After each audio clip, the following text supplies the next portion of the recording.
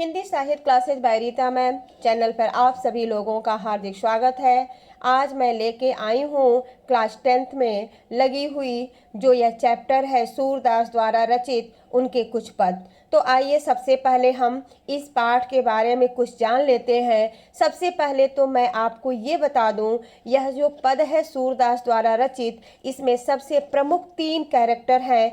एक आपको यहाँ दिख रहा है, ये उद्धव जी हैं जो कि भगवान श्री कृष्ण के मित्र हैं, और यहाँ पर ये कुछ गोपियाँ हैं जो गोकुल में रहने वाली हैं, क्योंकि जब भगवान श्री कृष्ण कंस के वध के बाद चले गए थे गोकुल को छोड़ करके मथुरा, वहाँ जाकर के जब वो राजा बन गए हैं तो उस समय यह गोपियाँ जो हैं श्री कृष्ण के दर्शन के लिए व्याकुल हैं और वह श्री कृष्ण से मिलना चाहती हैं, श्री कृष्ण का दर्शन पाना चाहती हैं। और जब उद्धव आके गोपियों से ज्ञान मार्ग की बात करते हैं, अर्थात कहते हैं कि हे गोपियों, तुम जो है प्रेम को छोड़ दो, श्री कृष्ण को छोड़ दो और योग को अपना लो, अर्थात प्रेम को छोड़ करके ज्ञान मार्ग को अपना लो। तो गोपियां उसी का प्रतिवाद करती हुई कितना सुंदर जवाब देती हैं, हम देखते हैं।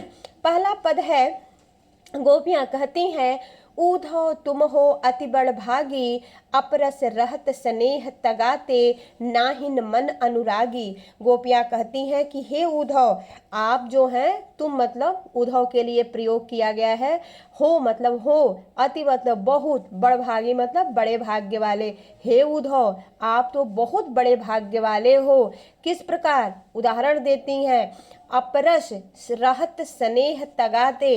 अपरस, रस यानी कि रस से, अप है अर्थात अनछुए हैं, अनलिप्त हैं, स्नेह यानी कि प्रेम से, तगा, तगा शब्द का अर्थ है धागा यानी कि बंधन। गोपियां कहती हैं कि आप प्रेम के बंधन से अछूते हैं, प्रेम के बंधन से निर्लिप्त हैं, इसलिए आप बहुत बड़े भाग्य वाले हो।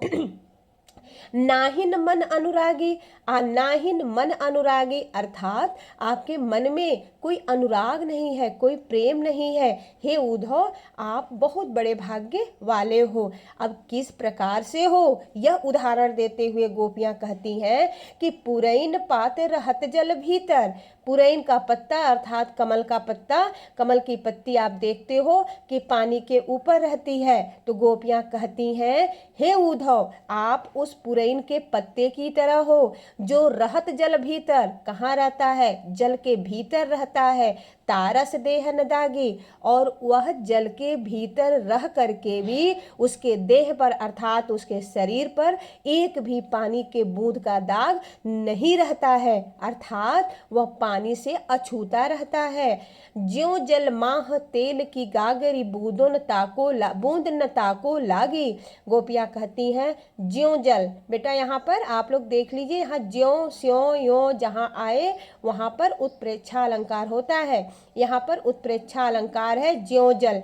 ज्यों जल, ज्यों जल माह तेल की गागरी, जिस प्रकार से तेल लगी गागरी जो होता है वह बूंद न ताको लागी, अगर जो उस तेल लगी गागरी को अगर जो जल के अंदर डुबोया जाए तो उसमें पानी का एक भी बूंद नहीं लगता है। हे उद्धव, आप भी उसी तेल लगी गागरी के समान हो, आप भी उसी पुरैन के पत्ते की तरह हो जिस पर प्रेम की एक बूंद भी नहीं लगा है, अर्थात आप उस प्रेम से अछूते हो, निर्लिप्त हो। प्रीति नदी में पाँव न बोरियों, दृष्टि न रूप परागी।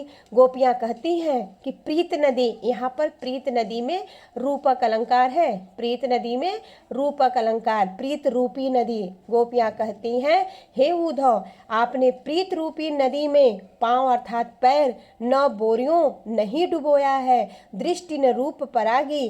गोपियां कहती हैं कि हे उद्धव, आपने अपना पैर प्रेम में नहीं डुबोया है और आपका दृष्टि जो है, नजर जो है, वह प्रेम के महत्व को नहीं समझ पाया है, आप प्रेम को नहीं समझ पा रहे हैं। गोपियां कहती हैं, सूरदास अबला हम भोरी, गूर चाट ज्यों पागी।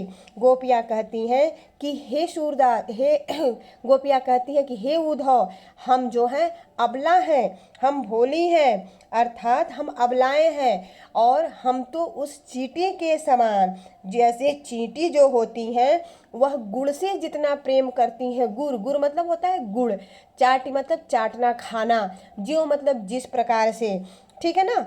पागी पागी मतलब होता है उसमें लिपट जाना। गोपियाँ कहती हैं कि हे उद्धव, हम तो इस प्रकार से श्री कृष्ण से प्रेम करते हैं जिस प्रकार से चींटियाँ गुड़ से प्रेम करती हैं। हम जान देने के लिए तत्पर हैं, लेकिन श्री कृष्ण को छोड़कर हम वापस नहीं आ सकते। ठीक है, अब देखिए दूसरा पद हम देखते हैं। दूसरे पद में गोपियाँ क्या कहती हैं, तो देखिए देखते हैं, एक मिनट। हाँ, कहती हैं गोपियाँ कि मन की मन ही माझ रही, मन की मन ही माझ रही, कही जाई कौन पे उद्धव, नाही परत कही। गोपियाँ कहती हैं कि हे उद्धव, हम लोग जो हैं वह मन की मन में माज रही हैं, अर्थात अपने दर्द को अपने मन के अंदर हम लोग क्या कर रहे हैं, उसको